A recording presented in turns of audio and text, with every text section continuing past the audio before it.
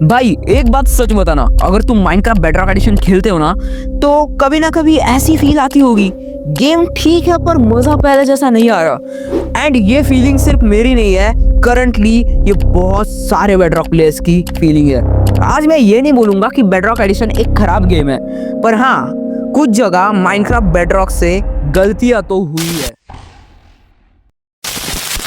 पहली बात करी जाए तो हमें क्या एक्सपेक्टेशन थी, तो बताओ रियल में जब बेडरॉक एडिशन आया था ना तब मेरे को ही नहीं सबको जेन्युइनली लग रहा था कि ये माइनक्राफ्ट का अल्टीमेट फ्यूचर होने वाला है, क्योंकि मोबाइल पीसी कंसोल सब साथ में खेलेंगे, फास्ट परफॉर्मेंस मिलेगी, स्मूथ गेम प्ले होगा। स्पेशली इंडिया जैसे कंट्री में जहां ज्यादातर लोग मोबाइल पे ही खेलते, बेडरॉक परफेक्ट लगता था। पर प्रॉब्लम ये है कि बेडरॉक ने जो प्रोमिसेस दिए थे ना वो पूरा फील कभी आया ही नहीं। फर्स्ट इशू की बात करते हैं, वो है गेम प्ले। भाई गेम प्ले खराब नहीं है, मैं बोलूंगा माइनक्राफ्ट बेडरॉक एडिशन का गेम प्ले खराब नहीं है, पर इनकंसिस्टेंट बहुत है। कभी कॉम्बैट अजीब लगता है, कभी फॉल्ट डैमेज समझ ही नहीं आता, कभी मॉब्स का बिहेवियर कुछ भी हो जाता है लाइक रैंडम। एंड सेम चीज जावा में प्रेडिक्टेबल होती है। बेडरॉक में लगता है जैसे बेडरॉक अपने खुद के मर्जी पे चल रहा है, उसकी मर्जी भाई, वो कुछ भी करे जा रहा है। एंड जब गेम है ना, एक गेम प्रेडिक्टेबल नहीं होता तब प्लेयर थोड़ा कॉशियस हो जाता है, एंड वहीं से फन का भी माइनक्राफ्ट बेडरॉक एडिशन की तरह एक डाउनफॉल स्टार्ट हो जाता है। ओके, सेकंड इशू की बात करते हैं, रेडस्टोन मतलब दर्द पीड़ा। भाई अगर तुमने थोड़ा भी रेडस्टोन का कोई सिस्टम बनाया होगा ना बेडरॉक एडिशन में तो तुम ये बात समझ पा रहे होगे, बेडरॉक का रेडस्टोन काफी जगह अनरिलायबल है।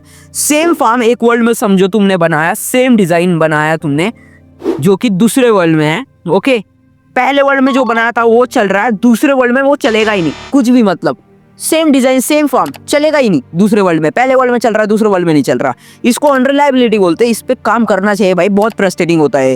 एंड जावा में ना लोग है ना रेडस्टोन प्लान करते हैं, भाई हम ऐसा सिस्टम बनाएंगे, हम ऐसी डिजाइन बनाएंगे, बट बेडरॉक में हम जैसे बेचारे प्रे करते रहते हैं कि भाई भगवान प्लीज एक बार वो सिस्टम चला दो यार।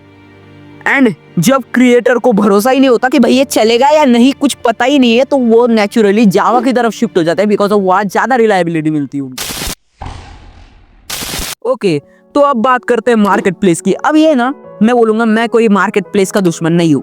ऑब्वियसली अगर कोई क्रिएटर मोड मैप कुछ बना रहा है तो उसको पे मिलना चाहिए, उसको पैसा मिलना चाहिए, क्योंकि वो 100% नहीं, वो 200% अपना एफर्ट उस पर डाल रहा है, उसके जो बना रहा है वो प्रोजेक्ट उस पर डाल रहा है, कोई प्रॉब्लम नहीं है।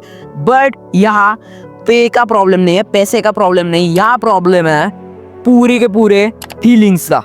माइनक्राफ्ट ओरिजिनली एक एक्सपेरिमेंटल गेम है, लाइक पहले डाउनलोड करते हो, थोड़े पैसे दो एंड उसके बाद मोड लगाओ, तोड़फोड़ करो, जो करना है करो भाई, कोई प्रॉब्लम नहीं है।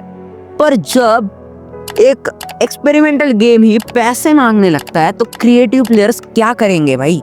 अगर वो खुद का खुद कुछ बना ही नहीं पा रहे, कुछ ना कुछ करना चाहते वो बना ही नहीं पा रहे, तो भाई वो नेचुरली भाई वो गेम छोड़ने लगता है, अटैचमेंट धीरे धीरे कम होने लगता है, लॉयलिटी कम होने लगती है। इस पे काम करना चाहिए।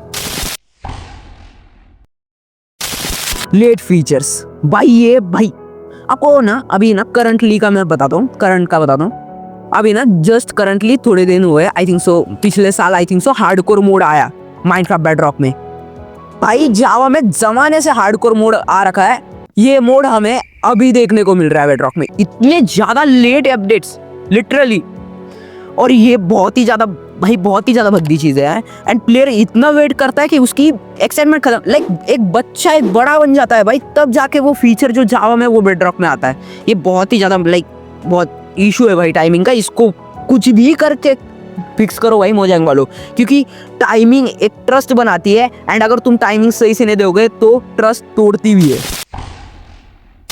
अब हम लास्ट रियल प्रॉब्लम पे आ चुके हैं। अब मैं बताता हूँ, मेरे हिसाब से ना सबसे बड़ा इशू कोई बग या कोई रेडस्टोन नहीं है, मेरे हिसाब से इशू है डायरेक्शन।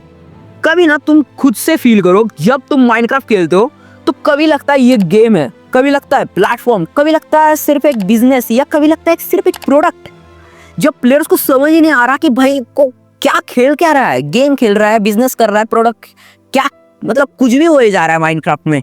एंड जब डायरेक्शन नहीं मिलती है तो अटैचमेंट धीरे धीरे कम होता है भाई, लिटरली अगर डायरेक्शन ठीक से दोगे, लाइक दूसरे games like free fire BGMI, उनका ई स्पोर्ट्स एक डायरेक्शन है, वैसा माइनक्राफ्ट का कुछ एक सेम डायरेक्शन होना चाहिए, एक ठीक से डायरेक्शन होना चाहिए जिससे प्लेयर को एक अटैचमेंट कनेक्ट हो कि हाँ भाई उसके लिए गेम बनाए। तो ये अटैचमेंट को फिक्स करने के लिए मोजांग को एक डायरेक्शन देनी चाहिए प्लेयर्स को। तो भाई हमने इतने ज़्यादा इश्यूज इस वीडियो में डिस्कस करे हैं, तो इसका मतलब ये नहीं कि बेडरॉक फुल्ली डेड हो चुका है, खत्म हो चुका है। बेडरॉक के पास अभी भी वर्ल्ड का बिगेस्ट ऑडियंस बेस में से एक है, ओके। एंड ऊपर से इसका परफॉर्मेंस स्ट्रांग है अगर बग्स को थोड़ा साइड रखा जाए, एंड क्रॉस प्ले एक बहुत बड़ी विन है। अगर मोजांग प्लेयर एक्सपीरियंस पे ध्यान देना, मैं बोल सकता हूँ माइनक्राफ्ट बेडरॉक जावा के कंधे से कंधे लगाकर चल सकता है। ये मैं बोल रहा हूँ, झूठ नहीं बोल रहा। सिर्फ प्लेयर एक्सपीरियंस पे थोड़ा ध्यान दो मोजांग, लिटरली में बेडरॉक एडिशन एक बेस्ट गेम की कैटेगरी में आ जाएगा। ओके, हम लास्ट में आ चुके हैं, अब सारे प्रॉब्लम्स डिस्कस हो चुके हैं, सॉल्यूशन भी डिस्कस हो चुका है। अब मैं बोल सकता हूँ कि अगर एक क्वेश्चन है वीडियो एंड करने से पहले, अगर तुम बेडरॉक एडिशन खेलते हो ना, तो जरूर कमेंट में बताना कि तुम्हें सबसे ज्यादा फ्रस्ट्रेटिंग चीज क्या लगती है। मेरे हिसाब से मेरे लिए सबसे फ्रस्ट्रेटिंग चीज भाई रेडस्टोन है भाई, बहुत दुख होता है अभी भी। एंड अगर तुम इस चैनल पे नए हो तो भाई सब्सक्राइब कर लो, और भी नए और खतरनाक कंटेंट आने वाला है। ऐसी कंट्रोवर्शियल कंटेंट मैं बनाते रहता हूँ, मतलब पहली बार बनाया, इस सीरीज का फर्स्ट वीडियो है ये, तो भाई सब्सक्राइब कर लो। एंड अगर वीडियो पसंद आए लाइक कर दो। मैं मिलूंगा तुम्हें अगली वीडियो में, तब तक के लिए bye bye, tata, see you, subscribe.